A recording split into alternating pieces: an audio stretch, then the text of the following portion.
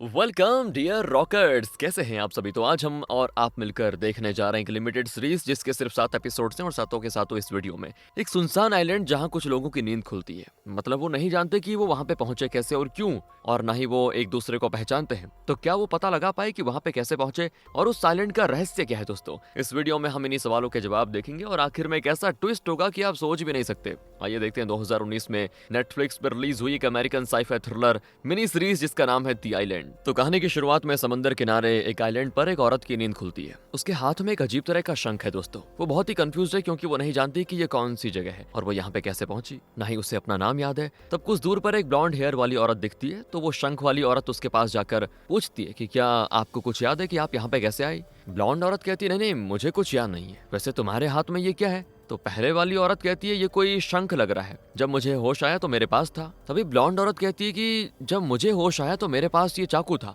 कहकर वो एक तेज धार वाला चाकू दिखाती है, और क्योंकि ये लोग एक दूसरे को नहीं जानती तो वो एक दूसरे को शक की नजर से देखती हैं। शंख वाली औरत घबराकर ब्लॉन्ड वाली के हाथ से चाकू छीन लेती है और इस बात पे दोनों लड़ने लग जाती हैं। तभी वहाँ पे एक और आदमी आता है और कहता है कि यहाँ पे हम अकेले नहीं हैं, और भी लोग हैं। कहकर वो इनको थोड़ी दूर लेके जाता है और तब पता चलता है कि इस आइलैंड में टोटल 10 लोग बेहोश पड़े थे और अब सभी को होश आ चुका है। और तो और दोस्तों, इन सब ने एक जैसा ड्रेस पहन के रखा हुआ है। अब सभी मिलकर बड़ी बड़ी लकड़ियां ढूंढ लाते हैं और उन पर बैठकर डिस्कस करने लगते हैं कि यहाँ पे क्या हो रहा है। किसी को कुछ याद है नहीं, अपने नाम तक वो नहीं जानते। तो शंख वाली औरत कहती है कि एक ही टाइम पे हम सभी को अमनेसिया हो गया, ऐसा तो हो नहीं सकता। दूसरी औरत कहती है कि कहीं हम सभी ने नशा तो नहीं कर लिया। तो ब्लॉन्ड औरत कहती है कि ऐसा कुछ नहीं हो सकता, जरूर कोई एक्सीडेंट हुआ होगा। तो इतने में शंख वाली औरत पूछती है कि क्या तुम ये कहना चाहती हो कि हमारी फ्लाइट या शिप का एक्सीडेंट हुआ और हम सभी इस आइलैंड पे गिर गए। अगर ऐसा होता तो हमें चोट तो लगी होती ना, और तो और जहाज के पार्ट्स वगैरह या फिर हमारी चीजें पानी में तैर रही होती। पर ऐसा तो यहाँ पे कुछ है भी नहीं। इस बात पर ब्लॉन्ड औरत और शंख वाली की लड़ाई फिर शुरू हो जाती है। और तभी ब्लॉन्ड औरत दोस्तों अपने पास बैठी एक औरत के शर्ट कॉलर के पीछे देखती है जिसमें ब्लायर नाम लिखा होता है। शायद यही उस औरत का नाम है लगता है, लेकिन उसे कुछ याद है नहीं। अब सभी अपने शर्ट कॉलर के पीछे का हिस्सा देखते हैं जिसमें अलग अलग नाम लिखे होते हैं, मतलब वही उनके नाम भी हैं। शुरू में जिस औरत के पास शंख था उसका नाम होता है चेज, और उसे जिसने चाकू दिखाया था उस ब्लॉन्ड औरत का नाम है केसी। बाकियों के नाम भी उनको पता चल जाते हैं दोस्तों, लेकिन फिलहाल आपको ज्यादा कंफ्यूजन ना हो इसीलिए हम कहानी में आगे उनके नाम बताते जाएंगे आपको। और अब सभी बीच पर बैठे बैठे रेस्क्यू टीम का वेट करना चाहते हैं, लेकिन चेज कहती है हमें जंगल के अंदर जाकर खाने के लिए कुछ ढूंढना चाहिए। लेकिन कोई भी उसकी बातों में इंटरेस्टेड होता नहीं। लेकिन ब्रॉडी नाम का एक आदमी चेज के साथ चलने के लिए मान जाता है और दोनों जंगल के अंदर चले जाते हैं। और अब यहाँ पर बचे हुए लोग बीच की रेत पर बड़े अक्षरों में हेल्प लिखकर वेट करते हैं कि अगर रेस्क्यू के लिए कोई प्लेन आया तो पायलट ये देख लेगा। फिर वो सभी पानी में उतरकर मस्त खेलने लग जाते हैं, लेकिन वो नहीं जानते दोस्तों कि पानी के अंदर खतरनाक शार्क्स है। एक शार्क डोनोवन नाम के एक आदमी को काट देता है और उसे खींच लेके जाता है अपने साथ। ये देखकर सभी की हालत खराब। दूसरी ओर जंगल में चेज और ब्रॉडी नीचे पड़ी कुछ चीजें उठाकर रख लेते हैं, तो वहाँ पे एक बढ़िया सा झरना बह रहा होता है। ये जगह बहुत ही सेफ है, और तो और यहाँ खाने के लिए फ्रूट्स या छोटे जानवर वगैरह मिलना भी आसान है। ब्रॉडी कहता है ये जगह हमने ढूंढी है, इसीलिए किसी को नहीं बताएंगे चलो। तो चेज भी मान जाती है। तब ब्रॉडी उसे किस करने की कोशिश करता है, लेकिन वो उसको दूर हटाकर जाने की कोशिश करती है। लेकिन नहीं दोस्तों, ये ब्रॉडी उसके साथ जबरदस्ती करता है। चेज उससे बचकर बीच पे आ जाती है और फिर ब्रॉडी भी बीच पर ऐसे आता है जैसे कुछ हुआ ही नहीं। बाकी लोग बताते हैं कि डोनोवन तो शार्क बाइट से मर चुका है। और तभी चेज आकर ब्रॉडी के सर पर एक बड़ा सा नारियल दे मारती है और कहती है कि आइंदा मुझे हाथ लगाए ना तो जान से मार डालूंगी। लेकिन फिर बाकी लोग उसको शांत कर देते हैं। उस रात दोस्तों चेज को नींद में एक सपना आता है जिसमें वो एक गन लिए एक कमरे में जाती है और किसी को शूट करती है। उस विक्टिम का खून उस चेयर पर और फर्श पे फैल जाता है। चेज झट से आंखें खोलती है तो सुबह हो चुकी होती है। अब वो देखती है कि बीच पर डोनोवन पड़ा हुआ है, उसके पैर में शार्क बाइट है। तो वो सभी को बुलाकर बताती है कि डोनोवन मरा नहीं है। सब बड़े खुश होते हैं और डोनोवन को एक सेफ जगह लेके जाते हैं। ब्रॉडी फिर चेज से माफी भी मांगता है कि मैंने जो किया गलत था, प्लीज माफ कर दो। लेकिन चेज अभी भी उतना ही गुस्सा है उससे। ब्रॉडी दूसरों को बताता है कि जंगल के अंदर हमने जो झरना देखा था वो जगह सेफ है, हमें वहां चले जाना चाहिए। लेकिन क्या है कि कोई उसकी बातों पे विश्वास नहीं करता, क्योंकि सब सोचते हैं कि बीच पे रहेंगे तो रेस्क्यू टीम जब आएगी तो पता लगाने में आसानी होगी उनको। लेकिन जंगल के अंदर कोई देख नहीं पाएगा ना। तो तब इनमें से एक आदमी जिसका नाम मैसन है, वो कहता है कि जब हम बेहोश पड़े थे तो एक दूसरे के बीच की दूरी थी 100 फीट, करीबन 39 कदम। मतलब हम खुद इस आइलैंड पे नहीं आए थे, कोई प्लान करके हमें यहाँ पे लाया था और एकदम परफेक्टली हमें अपनी जगह पे पोजीशन करके गया। और इस बात में दम होता है दोस्तों। चेस को उसकी बातें सही लगती है और उसे लगता है कि 39 कदम एक क्लू है, इसीलिए वो 39 कदम चलने लग जाते हैं और आइलैंड के चक्कर लगाते हैं। और हर 39वां कदम पे वो ढूंढते हैं कि उन्हें कोई क्लू मिल जाए। तो एक जगह बोर्ड पे लिखा होता है find your way back. Chase कहती है कि यही है इस आइलैंड से बाहर जाने का रास्ता, चलो मेरे साथ। लेकिन सभी थक चुके थे और कहते हैं कि अब हम और नहीं चल पाएंगे। वापस जाकर रेस्क्यू टीम का वेट करते हैं। ये सभी डिसीजन लेते हैं तो चेस गुस्से में उस शंख को पत्थर पे मारकर तोड़ देती है। लेकिन दोस्तों उस शंख के अंदर प्रॉपर्टी ऑफ आइलैंड लिखा होता है, साथ ही कुछ बार कोड्स भी होते हैं। इसके अलावा उस शंख के अंदर एक छोटा डिवाइस भी होता है, लेकिन चेज उसे नहीं देखती और बाकियों के साथ वापस बीच पे आ जाती है। अब अगली सुबह की बात है, चेज सबसे पहले उठ जाती है और समंदर में एक ऑरेंज कलर का एस्केप बोट देखती है और उसे देखने के लिए पानी के अंदर जाने लगती है तो उसके पैर में कुछ लग जाता है और खून निकलता है। लेकिन चेज उसको अनदेखा करके बोट की ओर जाने लगती है। उसका खून पानी में फैलने लग जाता है दोस्तों और शार्क्स उसे घेरने लग जाते हैं। लेकिन चेज बड़ी मुश्किल से जैसे तैसे स्विम करके उस बोट पे चढ़ जाती है। अब उस बोट में एक बैग और 2 सूटकेस होते हैं। एक सूटकेस में प्लस सिंबल होता है, मतलब उसमें मेडिसिन है, और दूसरे में क्या है ये चेज नहीं जान पाती। फिर बोट के अंदर एक चाकू होता है जिसकी मदद से चेज उस बोट को किनारे तक लेके आ जाती है और उसे कुछ झाड़ियों के पीछे छुपा भी देती है। अब दोस्तों बोट में जो चीजें थी ना उन्हें दूसरी जगह छुपा कर रखती है वो, और फिर अपनी टीम के पास आती है। वहाँ ब्रॉडी केसी से कहता है कि कल मैं जहाँ गया था वहाँ खाने के लिए बहुत कुछ मिलेगा, चलोगी क्या? केसी भी हाँ कर देती है। लेकिन दोस्तों चेज उसे वार्न करती है कि उसके साथ मत जाओ, वहाँ अकेले में वो तुम्हारे साथ बदतमीजी करेगा। पर ब्रॉडी चेज को चुप कराकर केसी के साथ चला जाता है। चेज ने दोस्तों जो चीजें छुपा के रखी थी ना अब वो उनको देखने जाती है। उसे पता चलता है कि एक सूटकेस में मेडिसिन है और दूसरे पे सेंसर लॉक लगा हुआ है। उसे फिर से छुपाकर चेज वापस आती है तो केसी उदास बैठी होती है। अब चेज जानना तो चाहती है कि जंगल के अंदर हुआ क्या, ब्रॉडी ने क्या किया तुम्हारे साथ, लेकिन वो पूछती नहीं है, सोचती है कि छोड़ो। तभी वो देखते हैं कि तेज तूफान इनकी ओर आ रहा है, इन्हें किसी सेफ जगह जाना होगा। तो ब्रॉडी तो सबको झरने के पास ले जाने पे तुला होता है, लेकिन कोई उसके साथ जाने के लिए तैयार होता ही नहीं, खासकर ये आदमी दोस्तों जिसका नाम है कूपर। इन दोनों की लड़ाई भी हो जाती है। बाकी लोग इनको अलग करने की कोशिश करते हैं और तभी ब्रॉडी चेज से चाकू ले लेता है। सब डर जाते हैं, लेकिन ब्रॉडी कहता है कि इससे मैं किसी का कत्ल नहीं करने वाला हूँ, मैं तो बस सभी को उस तूफान से बचाने की कोशिश कर रहा हूँ। ये कहकर वो गुस्से में चाकू जमीन पर गाड़ कर चला जाता है। अब केसी उस चाकू को उठाती है। वैसे ही चाकू केसी का ही है दोस्तों। अब उस रात तूफान बहुत पास आ जाता है और बारिश होने लगती है। ब्रॉडी तो झरने के पास सेफ है, लेकिन बाकियों के लिए यहाँ कोई सेफ जगह नहीं होती और ना ही वो ब्रॉडी के साथ जाना चाहते हैं। और अब चेज सभी को उस एस्केप बोट के पास लेके जाती है और सभी के सभी उसमें घुस जाते हैं और तूफान से बच जाते हैं दोस्तों। लेकिन अगले दिन चेज उस बोर्ड के पास जाती है जहाँ लिखा था फाइंड योर वे बैक। तो वहाँ चेज उस टूटे हुए शंख को देखती है जिसे उसने कल तोड़ दिया था, पर उस समय उसने ध्यान नहीं दिया। तब वो उस डिवाइस को देख लेती है जो कि उस शंख के अंदर था। उस डिवाइस को देखकर चेज तुरंत समझ जाती है दोस्तों कि उस एस्केप बोट में जो सेंसर लॉक वाला सूटकेस था ये उसी को खोलने की चाबी है। तुरंत वापस जाकर उस सूटकेस को इस डिवाइस से खोल देती है तो अंदर एक गन होती है जिसमें सिर्फ एक गोली है। चेज उसको छुपाकर वापस आ जाती है और कूपर के साथ खाने की तलाश में जंगल के अंदर जाती है, पर वो भटक जाते हैं कहीं। वहाँ पे जंगल के बीच एक बड़ा होटल होता है दोस्तों, जो कि शायद फिलहाल इस्तेमाल में नहीं है, लेकिन इनके रहने के लिए इससे ज्यादा सेफ जगह कोई नहीं होगी। तो यहाँ बीच पर हाइडेन नाम की एक औरत केसी से पूछती है कि तुम इतनी उदास क्यों हो? तो पहले तो केसी कुछ बताती नहीं है, लेकिन फिर कह देती है कि जंगल के अंदर ले जाकर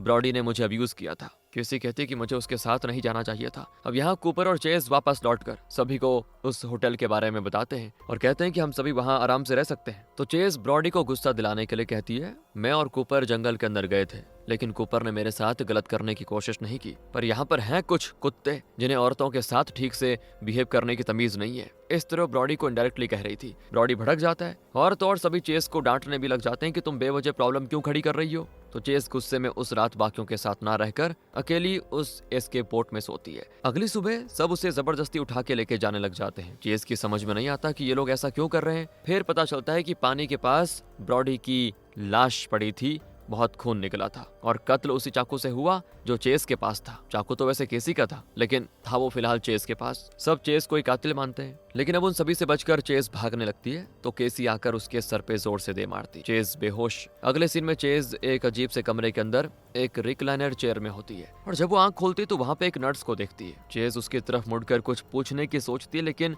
वो हिल भी नहीं पाती। लगता है चेस की बॉडी के ज्यादातर पार्ट्स को उन्होंने ऑफ करके रखा हुआ है। चेस पूछती है कि मैं तो आइलैंड में थी, यहाँ पे कैसे आई, कब आई? तो नर्स कहती है कि हाँ तुम आइलैंड में थी, लेकिन फिलहाल तुम जेल में हो। फिर वो चेस की बॉडी को नॉर्मल करके उसको एक जगह लेके जाते हैं दोस्तों, और ये है इस जेल का वार्डन विल्स। चेस पूछती है ये चल क्या रहा है यहाँ, मैं आइलैंड में कैसे पहुंची और अब जेल में क्यों हूँ? तो विल्स बताता है कि मैं तुम्हें टेक्निकली तो समझा नहीं सकता, उसके लिए कल टेक्निकल टीम आएगी। मैं तो बस इतना जानना चाहता हूँ कि तुम जिस आइलैंड में थी और वहाँ जो कुछ हुआ वो सब सिमुलेशन था, सच नहीं था। चेस पूछती है लेकिन वहां जब मुझे चोट लगी तो दर्द फील हुआ मुझे। विल्स कहता है कि हाँ, वो इतना एडवांस्ड सिमुलेशन है कि एकदम रियल फील होता है। इतना ही नहीं, अगर उस सिमुलेशन में तुम मर जाओ तो रियल में भी मर जाओगी। तुम्हें मिलाकर टोटल 10 लोग उस सिमुलेशन में हैं। चेस पूछती है कि ब्रॉडी वहां पे मर गया था तो क्या सच में वो मर गया? विल्स कहता है कि हाँ, वो मर चुका है। वैसे वो ऐसी ही मौत डिजर्व करता था क्योंकि वो बहुत ही बुरा आदमी था। अनगिनत औरतों को अब्यूज कर चुका था वो। उस सिमुलेशन के अंदर जाकर वापस रियलिटी में आने वाली तुम इकलौती इंसान हो, इसलिए कल तुमसे सवाल पूछने के लिए टेक्निकल टीम आएगी। चेस को फिर वापस हॉस्पिटल भेज दिया जाता है। वहाँ डॉक्टर दोस्तों एक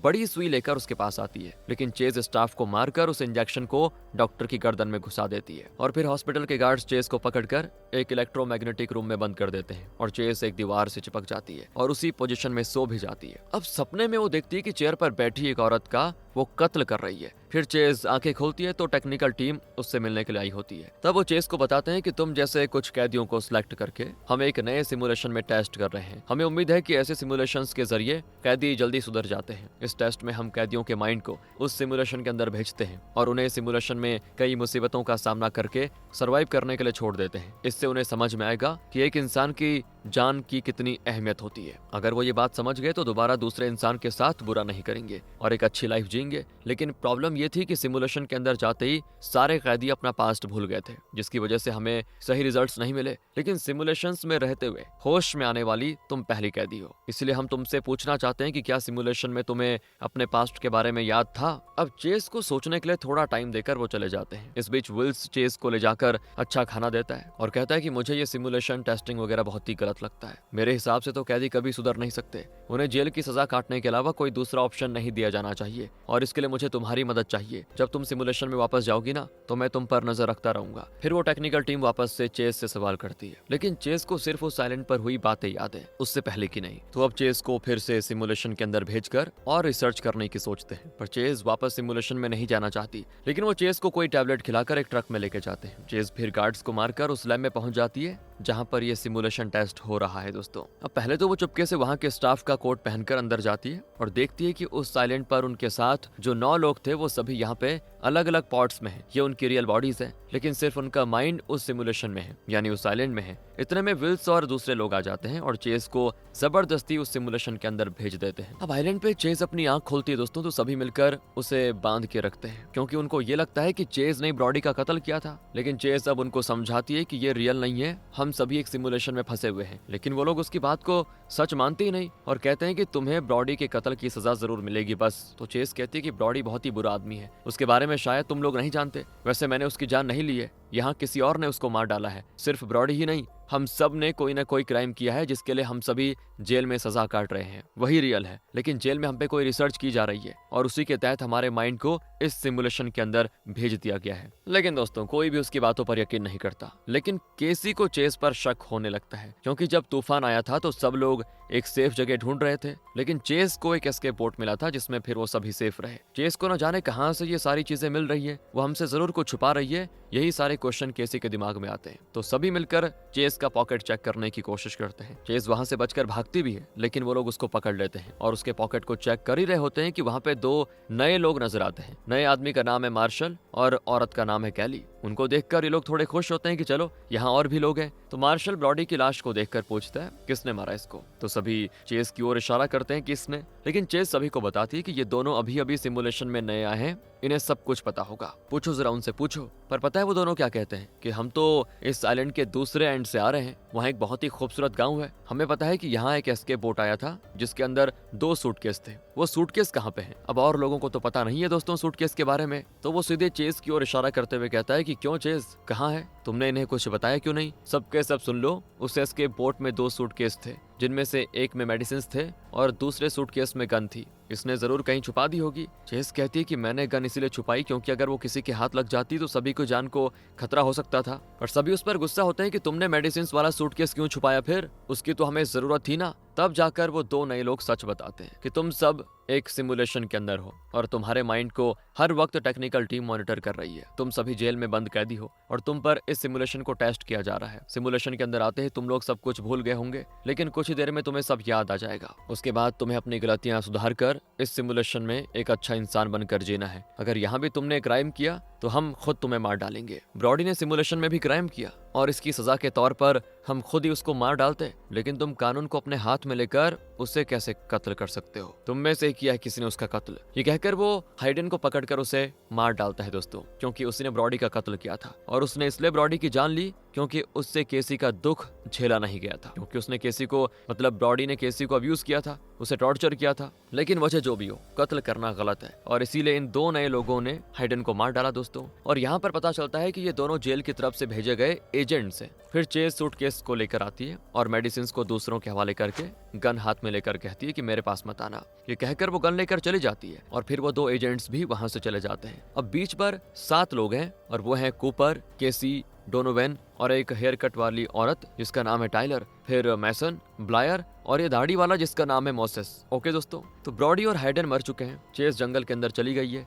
बीच पे जो 7 लोग हैं वो 2 टीम्स में बढ़ जाते हैं। मैसन, कूपर और केसी जंगल के अंदर देखने जाते हैं कि वहाँ कोई ऐसा खूबसूरत गांव है भी या नहीं जिसके बारे में उन 2 एजेंट्स ने कहा था। तो वहाँ सच में दोस्तों एक खूबसूरत गाँव जैसी सेटिंग होती है। ब्लायर, डोनोवन, टाइलर और मैसन बीच पर ही होते हैं। दूसरी ओर चेज सीधे जंगल के बीच खड़े उस बड़े होटल में जाती है जहाँ एक रेड कलर का चेयर होता है जिस पर एक औरत बैठी होती है। बिल्कुल यही सब कुछ चेज के सपने में अक्सर आता रहता था। दरअसल वो चेयर पर बैठी औरत कोई और नहीं, चेज की माँ है। वो चेज के पास आकर कहती है कि बेटा तुमने ऐसा क्यों किया, तुम्ही ने मेरी जान ली है। और तभी अचानक से माँ गायब हो जाती है। लेकिन दोस्तों उस चेयर पर एक कमरे की चाबी होती, तो चेज तुरंत उस चाबी को लेकर उस कमरे को खोलती है और यहाँ से सीधे बीच पर दिखाते हैं। टाइलर उस एस्केप बोट को लेकर बच निकलने की सोचती है, तो ब्लायर उसे रोकने की कोशिश करती है, लेकिन टाइलर नहीं रुकती और पास ही के एक आइलैंड में चली जाती है जहाँ कई नुकीले पत्थर हैं। लहूलुहान होकर टाइलर उन पे चढ़कर ऊपर चढ़ जाती है। वहाँ कुछ कंकाल होते हैं दोस्तों जिन पे लिखा होता है प्रॉपर्टी ऑफ सेकेंड आइलैंड। दरअसल ये लोग पहले जिस आइलैंड पे थे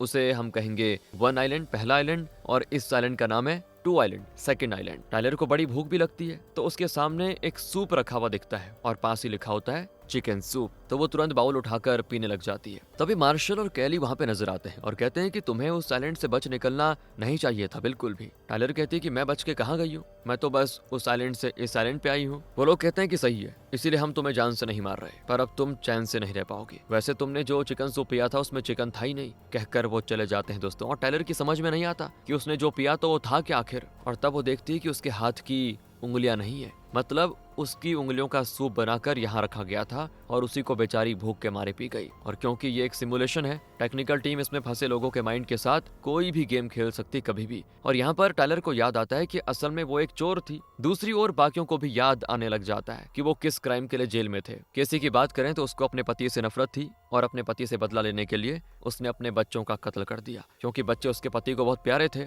इसी की सजा वो जेल में काट रही थी। ये सब याद आते ही उसे उसका पति और बच्चे दिखते हैं और उनकी कार भी दिखती है। बहुत डर जाती है वो। तब मोसेस उसको शांत करता है। दरअसल मोसेस एक ह्यूमन बॉम्ब के तौर पे काम करता था और इसीलिए पुलिस ने उसको जेल में बंद कर दिया। ब्लायर को याद आता है कि वो एक डॉक्टर थी, लेकिन बीमार लोगों का इलाज करके उन्हें राहत दिलाने के बजाय उन्हें जहर देकर उनकी कहानी खत्म कर देती थी, ताकि उन्हें कभी बीमारी हो ही ना। शायद उसका मानना था कि ना रहेगा बांस ना बजेगी बांसुरी, इसीलिए उसको जेल की सजा हुई। सिमुलेशन के अंदर डोनोवन ब्लायर को शादी के लिए प्रपोज करता है। दरअसल दोस्तों हुआ यह था कि डोनोवन अपने ऑफिस में एक औरत को एक बार प्रपोज करता है जो कि शादीशुदा है और उसके बच्चे भी हैं, तो वो इनकार कर देती है और गुस्से में डोनोवन उसको जान से मार डालता है। इसीलिए वो जेल में सजा काट रहा है। तभी मैसन को एक फ्लेयर गन मिलती है जिसे वो आसमान की ओर शूट करता है। रियल लाइफ में मैसन ने कई इनोसेंट लोगों की जान ली थी, इसीलिए वो जेल में है। मतलब दोस्तों यहाँ पे जो भी लोग हैं सभी घिनौने क्राइम्स कर चुके हैं। दूसरी ओर कूपर चेस की तलाश में जंगल के अंदर उस होटल में जाता है। चेस को एक चाबी मिली थी ना, जिसकी मदद से वो एक कमरे में गई थी, तो वहाँ उसने जो कुछ देखा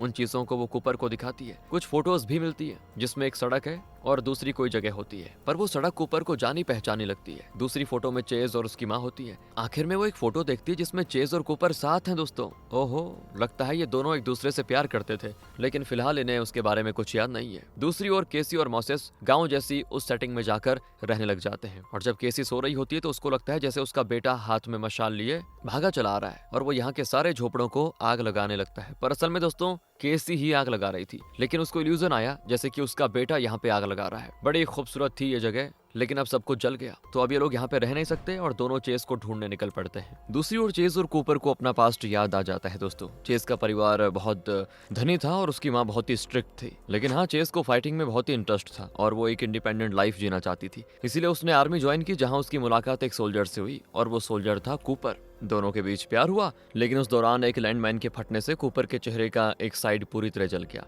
लेकिन इस घटना के बाद उनके बीच का प्यार और बढ़ा और दोनों ने शादी करने का फैसला किया। ये सब उनको याद आ जाता है दोस्तों, लेकिन उनको ये पता नहीं चलता कि चेस की माँ का कत्ल किसने किया था। चेस ने उनको नहीं मारा था, क्योंकि जब उनका कत्ल हुआ तो ये दोनों जेल ही में थे और वहीं से इस सिमुलेशन के अंदर आ गए। वहाँ बीच पे ब्लायर, डोनोवन और मैसन होते हैं। ब्लायर को डोनोवन से शादी करने में बिल्कुल दिलचस्पी नहीं है दोस्तों। मैसन के पैर पे चोट लग जाती है तो ब्लायर उसके पैर में दवा लगा रही होती है। ये देखकर डोनोवन जलकर राख हो जाता है, उससे दिखता नहीं है, मतलब वो देख नहीं सकता ये चीजें। दरअसल डोनोवन का कैरेक्टर ही कुछ ऐसा है दोस्तों कि अगर उसे कोई औरत पसंद आ जाए लेकिन वो शादी से इनकार कर दे तो डोनोवन उस औरत को और उससे जुड़े लोगों का कत्ल करने से भी नहीं कतराता। सिमुलेशन में आकर भी वो वही सब कर रहा है। वो मैसन को अकेले में ले जाकर उसकी गर्दन मरोड़कर उसका कत्ल कर देता है। फिर उसकी लाश को छुपाकर वो ऐसे आता है जैसे कि कुछ हुआ ही नहीं। लेकिन ब्लायर उसकी हरकतें देख लेती है, लेकिन वो डोनोवन से लड़ती नहीं, क्योंकि वो जानती है कि अगर वो ऐसा करेगी तो डोनोवन, जो कि एक साइको है, वो ब्लायर को भी मार डालेगा। इसलिए वो ना चाहते हुए भी डोनोवन के साथ प्यार से पेश आती। डोनोवन भी उस पर विश्वास कर लेता है,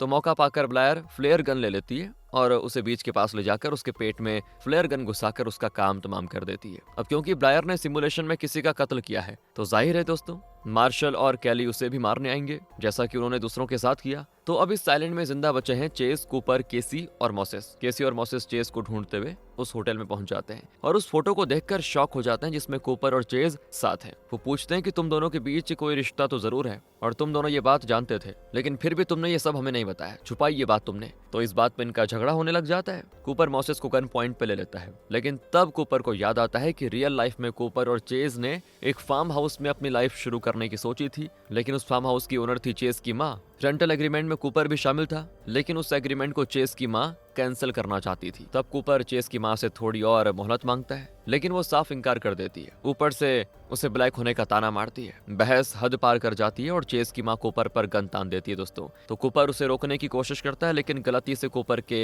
हाथ से गन चल जाती है और चेस की माँ मर जाती है। ये सारी चीजें कूपर को याद आ जाती है, लेकिन प्रेजेंट में वो उसी याद के मारे मोसेस को शूट कर देता है। चेस पूछती है, तुमने ये क्या कर दिया? तो कूपर बताता है कि मुझे सब याद आ गया है, तुम्हारी माँ का कत्ल मैंने ही किया था। ये सुनकर चेस भड़क जाती है, क्योंकि उसकी माँ के कत्ल में चेस और कूपर दोनों को सजा दी गई थी, जबकि कत्ल तो सिर्फ कूपर ने किया था। कूपर पे चिल्लाती है वो, लेकिन तभी मार्शल और कैली आ जाते हैं। वो बताते हैं कि इस सिमुलेशन में अब सिर्फ तुम 3 बचे हुए हो। बीच पे जो बाकी लोग थे वो सभी आपस में लड़कर मर चुके हैं और अब मरने की तुम्हारी बारी है कूपर। मोसेस का तुमने कत्ल कर दिया, इसलिए हमें तुम्हारी जान लेनी पड़ेगी। लेकिन दोस्तों कूपर उनसे लड़ता है। इसी बीच चेस कैली का कत्ल कर देती है। बदले में मार्शल चेस के पेट में वार करता है और चेस बुरी तरह से घायल हो जाती है। तभी मार्शल भी गायब हो जाता है, मतलब वो सिमुलेशन से बाहर चला गया है। कूपर चेस का हाल देखने आता है तो चेस कहती है, मैं अपना ख्याल खुद रख सकती हूँ, तुम मेरे पास मत आना। कहकर वो जाने लग जाती है, लेकिन रास्ते में गिरकर मर जाती है। रियल लाइफ में चेस नींद से जागती है दोस्तों, और वो समझ नहीं पाती कि वो जिंदा कैसे हो गई, क्योंकि जो सिमुलेशन में मर जाता है वो रियल लाइफ में भी मर जाता है,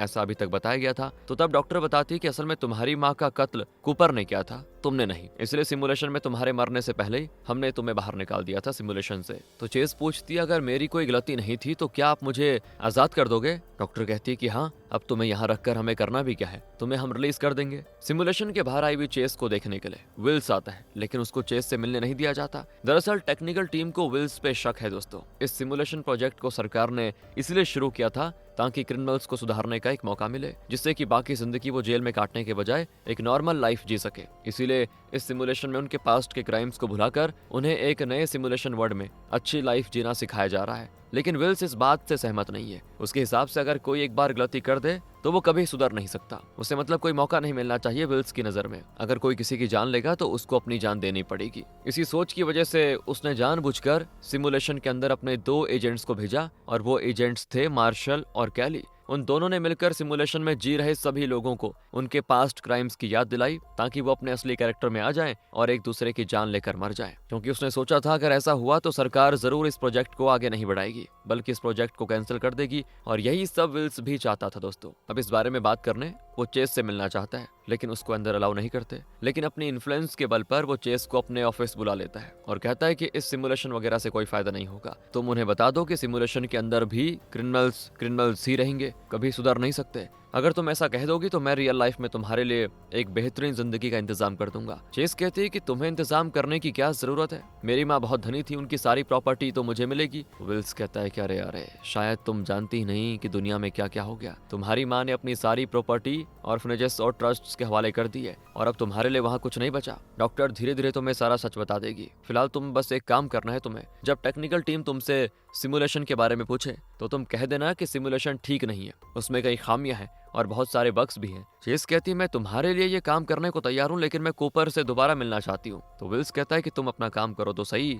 फिर देखना मैं तुम्हें दोबारा सिमुलेशन में भेजकर कूपर से मिलवाऊंगा। चेस मान जाती है और टेक्निकल टीम से मिलने जाती है वो लोग पूछते हैं कि क्या तुम्हें सिमुलेशन में कोई खामियां नजर आई जिसको हम इम्प्रूव कर सके। तो चेस कहती है उसकी कोई जरूरत नहीं है, सिमुलेशन एकदम परफेक्ट है। सच कहूँ तो सिमुलेशन की दुनिया मुझे एकदम स्वर्ग लगी। हमें लगा था कि हम वहाँ चैन से जी पाएंगे, लेकिन तभी वहाँ दो नए लोग आए जिन्होंने हमारी सारी पास्ट मेमोरीज हमें इल्यूजन की तरह दिखाई, जिसकी वजह से हमारा जो क्रिमिनल पास्ट था वो हमारे सामने आ गया और हम अपने ओरिजिनल कैरेक्टर में ढल गए पूरी तरह से और एक दूसरे की जान के प्यासे हो गए। और वो जो दो एजेंट्स थे उन्हें किसी बड़े ऑफिसर ने प्लान करके सिमुलेशन में भेजा था। इस तरह वो घुमा फिरा कर विल्स को फंसाने की कोशिश करती है, लेकिन तब विल्स कहता है कि बहुत लंबी मीटिंग हो चुकी है, थोड़ा ब्रेक ले लेते हैं। और ब्रेक के दौरान विल्स उसको अकेले में लेके जाता है और एक नर्स की मदद से वो उसे कोई इंजेक्शन लगाने की कोशिश करता है। दरअसल वो चेस की जान लेना चाहता था ताकि उसकी काली करतूतें पकड़ी ना जा सके। किसकी? विल्स की। लेकिन खुशकिस्मती से उस कमरे में कैमरास थे जिनको देखकर डॉक्टर आ जाती है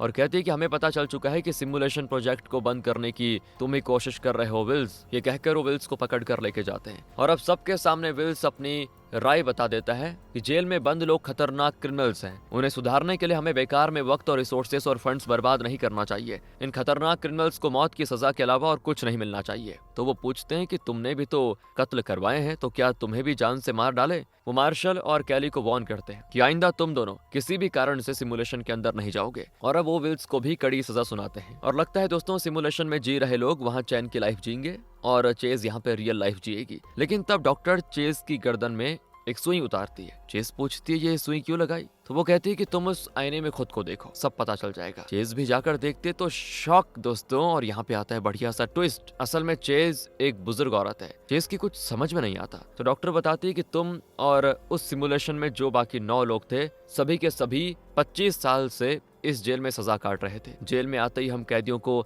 सिमुलेशन में नहीं भेजते। जब वो कई साल सजा काट लेते हैं और बूढ़े हो जाते हैं तब उन्हें एक पीसफुल लाइफ नसीब हो, उसके लिए हम उन्हें सिमुलेशन में भेज देते हैं। लेकिन तुम्हारे साथ बड़ी नाइंसाफी हुई है क्योंकि कत्ल किया था कूपर ने, लेकिन उसके साथ मिलकर तुम्हें भी 25 साल सजा काटनी पड़ी। लेकिन अब साबित हो चुका है कि तुम निर्दोष हो, इसीलिए हम तुम्हें आजाद कर रहे हैं। चेस बहुत कंफ्यूज्ड होती है क्योंकि उसको लगा वो एक यंग औरत है और इस दुनिया में अपनी लाइफ एंजॉय करेगी, लेकिन अब पता चला वो तो बुजुर्ग है। उसके पास 2 रास्ते हैं दोस्तों, या तो वो बुजुर्ग बनकर रियल लाइफ में जी सकती है या फिर वापस सिमुलेशन में जाकर एक यंग औरत की लाइफ जी सकती है। चेज पहला ऑप्शन चूज करती है और रियल दुनिया में जीने का फैसला करती है। वो जेल से निकलकर बाहर की दुनिया को देखती है जो कि बहुत ही फ्यूचरिस्टिक और नया दिखती है। दूसरी ओर सिमुलेशन के उस आइलैंड पर एक आदमी की आंखें खुलती है। वो कोई और नहीं बल्कि विल्स है। सजा के तौर पर उसे भी सिमुलेशन के अंदर भेज दिया गया है। उसे उसका पास्ट बिल्कुल भी याद नहीं है। वहाँ केसी और कूपर होते हैं। विल्स पूछता है कि मैं कहाँ हूँ? केसी और कूपर एक अजीब सा स्माइल देते हैं क्योंकि वो दोनों जानते हैं कि वो एक सिमुलेशन के अंदर हैं। उन्हें ये भी याद आ गया है कि पिछले 25 सालों से वो जेल में सजा काट रहे हैं। वो विल्स को भी पहचानते हैं दोस्तों कि इसने हमें बहुत ही टॉर्चर किया था, अब इसे टॉर्चर करने की बारी हमारी। ये सोचकर दोनों स्माइल करते हैं और इसी के साथ ये मिनी सीरीज यहाँ पे खत्म होती है। बाकी अगर आपको अच्छी लगी हो लाइक करें, शेयर करें। मिलते हैं आपसे अगली वीडियो में। ध्यान रखेगा अपना and finally thanks for watching.